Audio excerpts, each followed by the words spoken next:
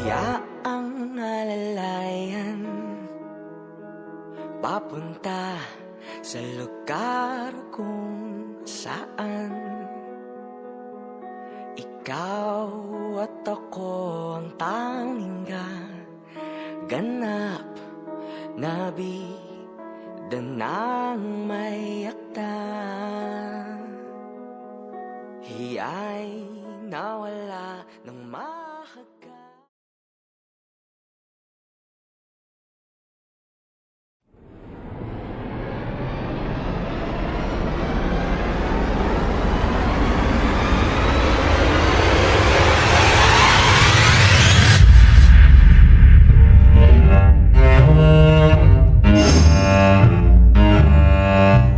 Ako ay kilala bilang Tiburcio de Espadanya. Dumating dito sa babansang pipipilay at walang-wala. Sa suwestyon ng aking mga kababayang aking tinutuluyan. Amigo, mag-doktor na lang ikaw. Ako'y naging doktor doon sa lalawigan. Sa unay sinisingil ko ang mga Indyo ng maliit na halaga na kalaunay lumalaki na. Nakalipon ako ng kukukwarta. Tiburcio de Espadanya! Isa kang peking doktor. Nasaan ang kwartang pinambayad ko sa iyo? Nasaan? Sumagot ka! Napilitang tumigil dahil ako'y nabistong huwag na manggagamot lamang.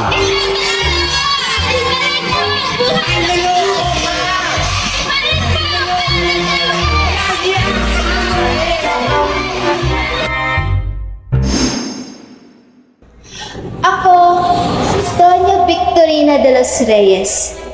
32 taon ng pinakamaganda sa balat ng lupa. Mga Indyo'y mga alikubok lamang sa aking mga mata.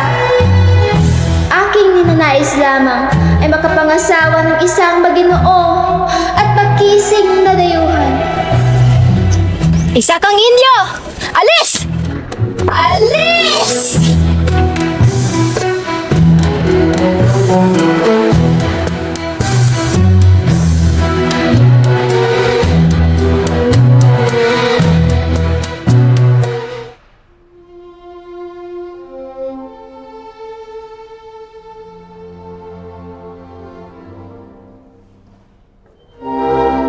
Bienvenidos, Doña Victorina, Don Tiburcio. Ipinakikilala ko pala sa inyo ang aking pinsang, si Alfonso Linares de Espadanya. Siya ang inaanak ng kamag-anak ni Padre Damaso at ang tanging kalihim ng lahat ng ministro. Buen días, Kapitan Tiago. Ayun na kayo't pumasok.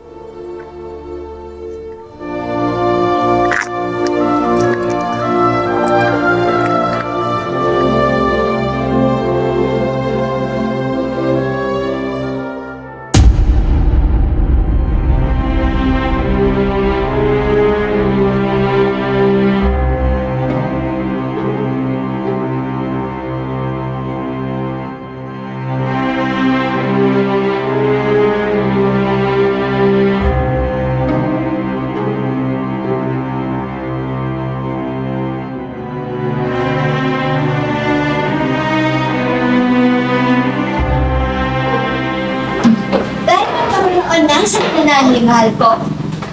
At pagkatapos, pagkagawan kita ng pustiso.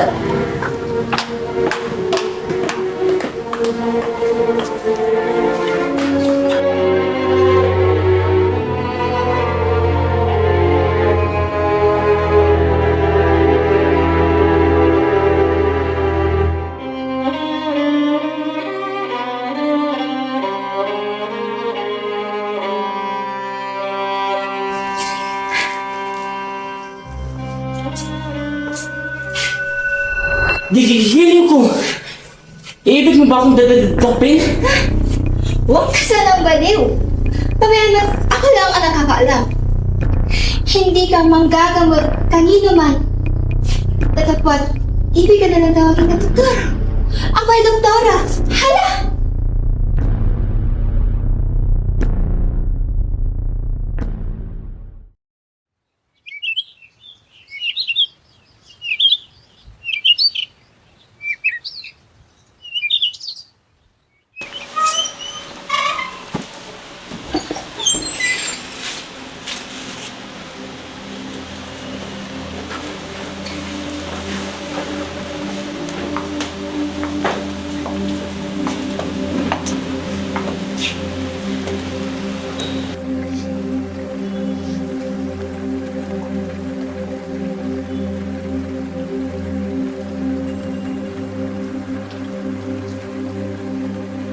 Kung naparito po sana kayo noong kamakalawa, Doña Victorina, hindi po sana nakatagpo ang marilag na Kapitan General na nooy dyan nakaupo po. Naparito ang Kapitan General? Huh, kasi namalingan. Maniwala po kayo, dyan siya nakaupo. Ah, sayang at hindi agad nakasakit si Clarita. Naririnig mo ba yun, Insan? Nakita mo na hindi pangkaraniwan ang bahay ng inyong pinaroroonan. Sapagkat talastasin ko ninyo ng aming Insan ito'y kaibigan ng mga duke at ng mga ministro sa Madrid. At doon siya kumakain sa bahay ng Conde del Campanario. Ang Duque de la Torre, Victorina. Ganoon din namang iyan, mahal ko.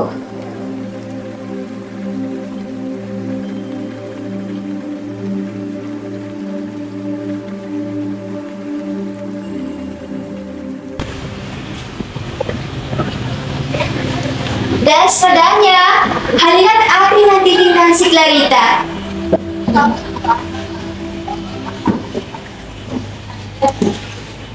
Pakistan.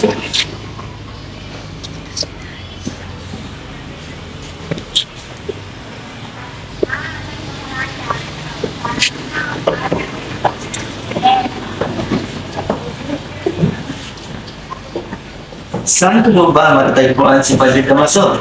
May dala sana akong sulat para sa kanya na kung hindi sa pangyayari nito ay akin na siya sinadya.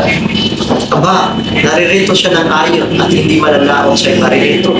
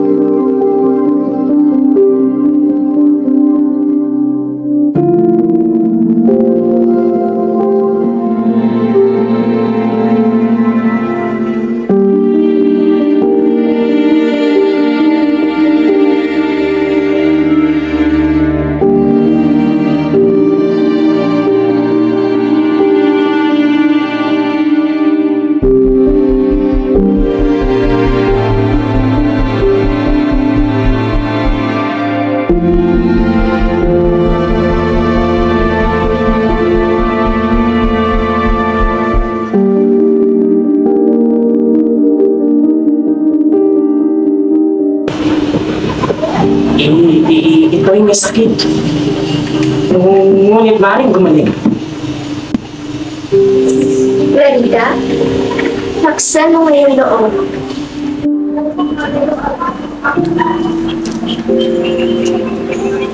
Likeng may kahalong gatas sa umaga, harape de altea, at 2 pildora ng sinublosa.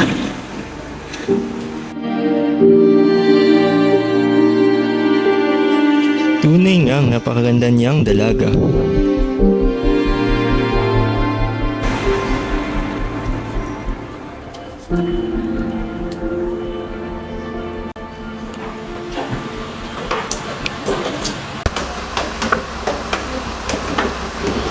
Bueno, Doña Victorina, ako ho'y muna na umuwi sa inyo at ako'y napagod sa biyahe. Sige.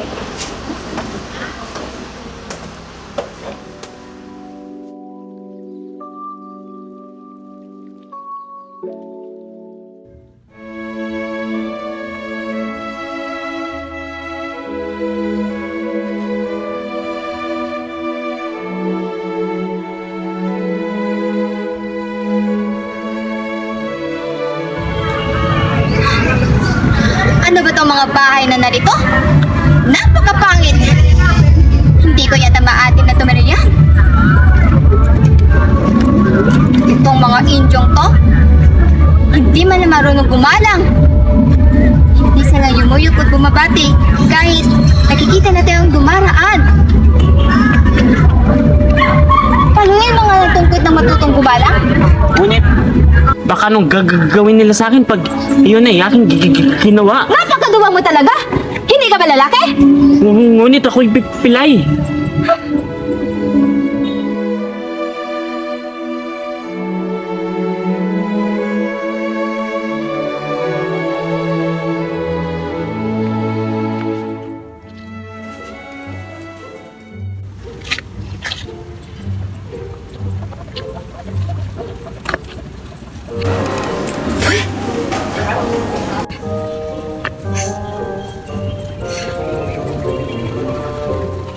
Ano pa problema mo sa akin, Donya? Ba't ganyan ka kumakatingin? Naingit ka ba?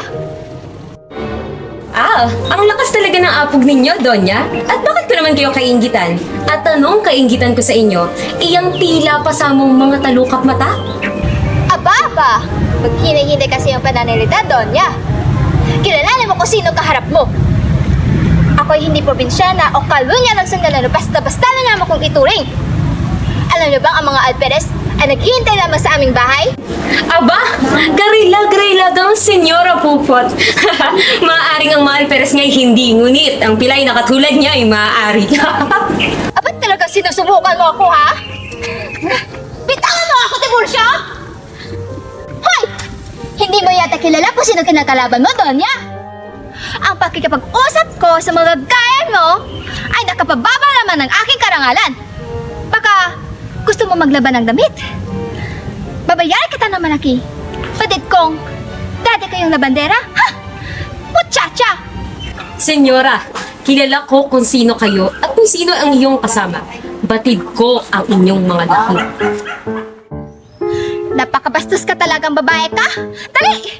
Pumanahok at tuturuan kita ng leksyon!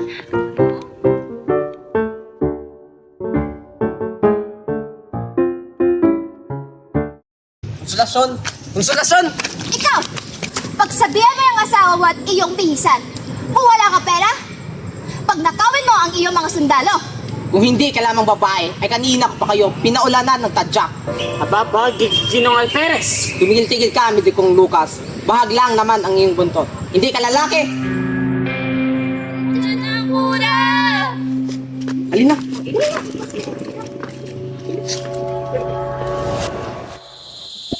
Bumayak at tayo nag-aalis sa Manila sa susunod na araw.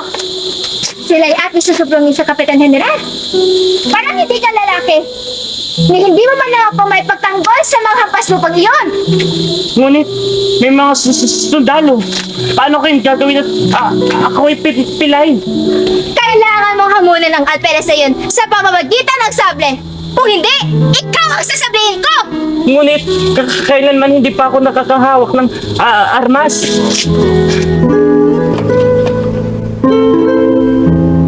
Ano yan, sabi? Akin na! Victorina, ang magagandang salita patungkol sa isang Donya at ang nakaaya-aya ng mukha sa aking pangsarili. O pag-iusap, ang iyong mga salita patungkol sa akin ay labis na kalulungkot pakinggan ng Tiburcio.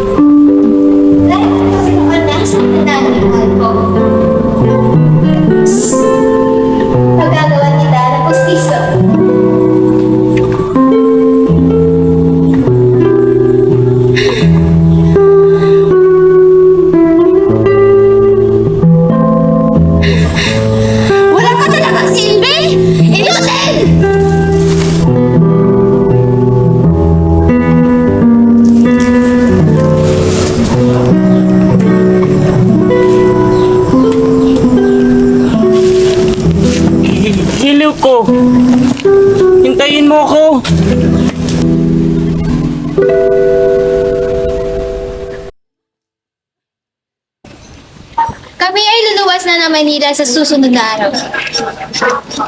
Ngunit ikaw, Linares, may iwat ka't iyong hamunan ng alperes sa pamamagitan ng sable o revolver.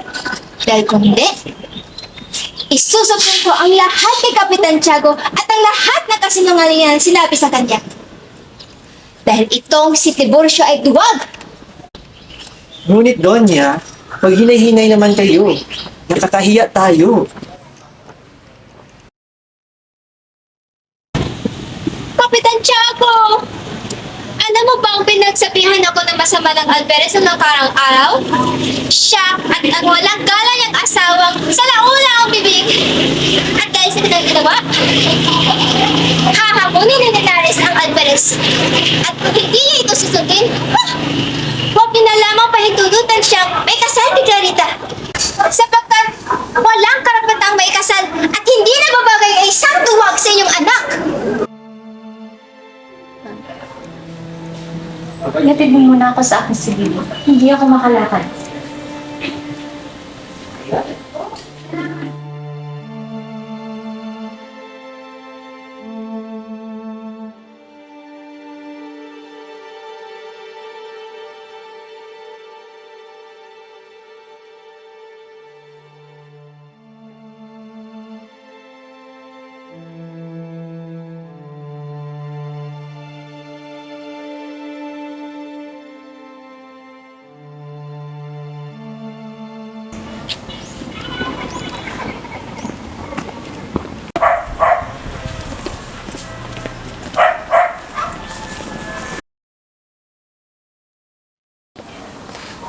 Magandang araw, Ginoong Tiaga. Oh, Ibarra. Ako'y nagagalak na iparating sa inyo na itinanggal na ang aking pagiging excommunicado. Kinagagala ko rin marinig ang magandang balita. Ang inyong mamarapati, nais ko sanang makita si Maria Clara. Nasa balkonahe. Unahin mo siyang makikita.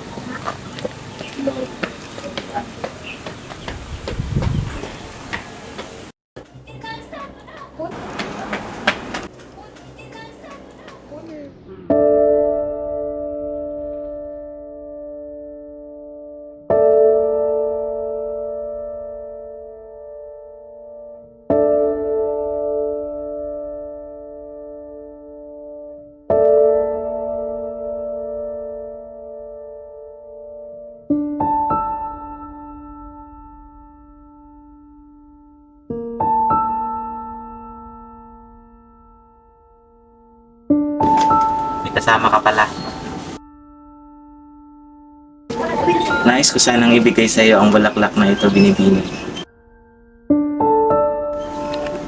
Maaari ba kitang dalawin bukas?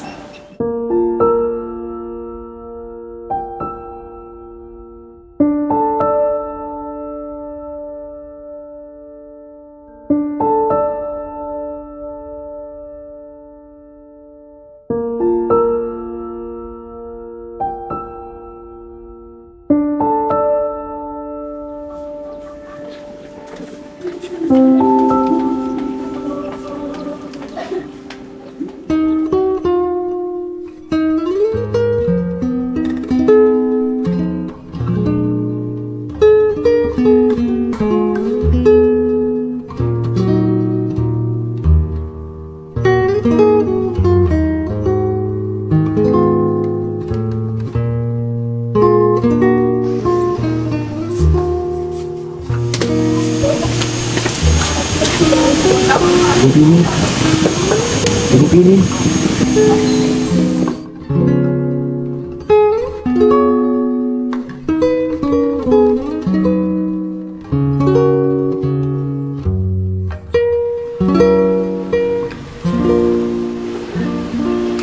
Sino yan? Binibini. Ako ito, si Ibarra.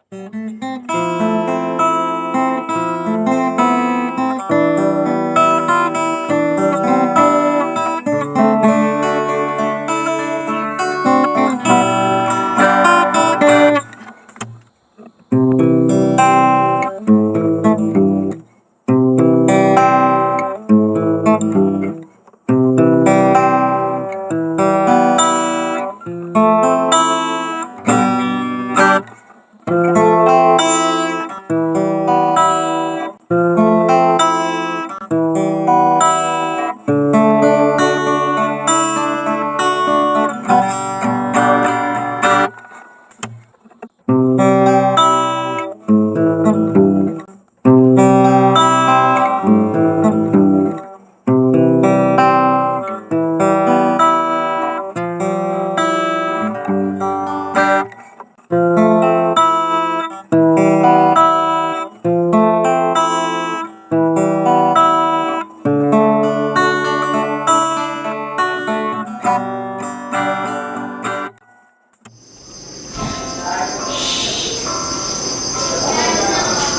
nandito upang makita kong muli ang iyong matatamis na ngisi. Ngunit kung ang pagsalubong ay malaman kong kasing lungkot ng pagdating ng mga kulimyo, mas nanaisin ko pang masilayan ka na lamang sa kalayo. Hindi ka na ba babalik bukas? Huwag mag-alala, Binibini, sapagkat maglipas man ang araw at gabi, ako'y babalik muli. Kung ang panahon na iyan ay dumating man, ikaw ang una kong pupuntahan. Nakakawalan kailanman. Ang dating tamis ng pagsasama nasa na. Hinahanap-hanap sa ating dalawa. Na lang ang natira. Sana'y makita piling mong kay ganda. Maririnig ka ba? Handang tahaking mag-isa. Kahit wala ka na.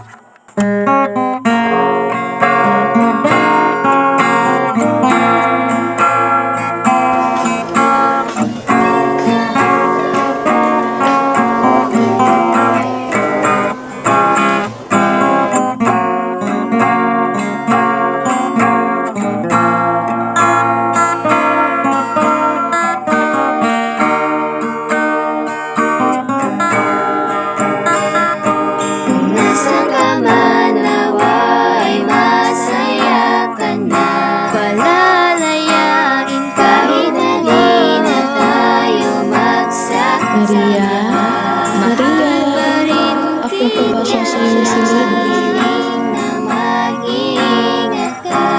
O Leonora kong sinta.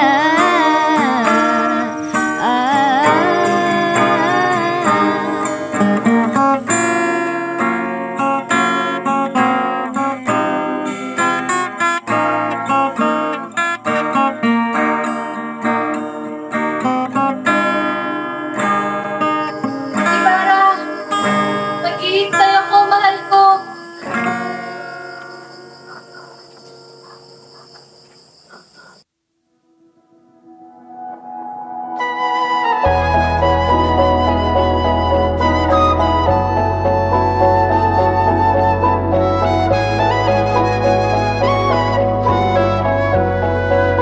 Hayaang alalayan papunta sa lugar kung saan ikaw at ako ang tanging ganap na bida ng may akda. Hiya'y nawala ng mahagkan. Bingi naman? Ay, bingi naman. Light. Tingin sa malayo.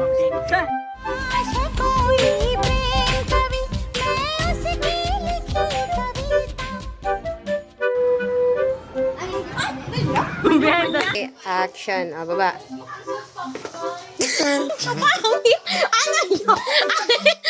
They ask you how you are, you just have to say that you're fine when you're not really fine, but you just can't get into it because they would never understand.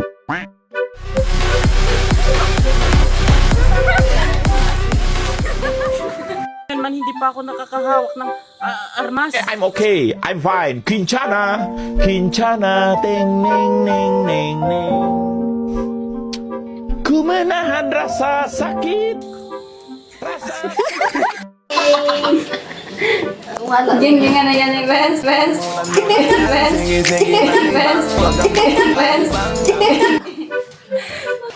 Jessica Obo. Very good. 1, 2, 3, go! Hindi ka lalaki. Paparating na ako! Oh, di mo yan.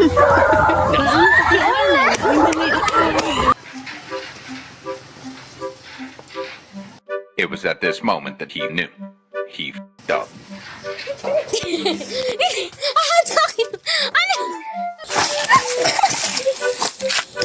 Kita na Air Max chicken. Air Max. Lang, yun na nga. Light. Bricks! Bricks! Bricks!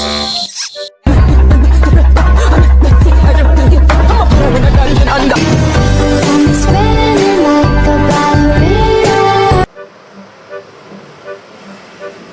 Ito ay may sakit. Palingan na sa paligid. Madayo. Hindi ka tindog.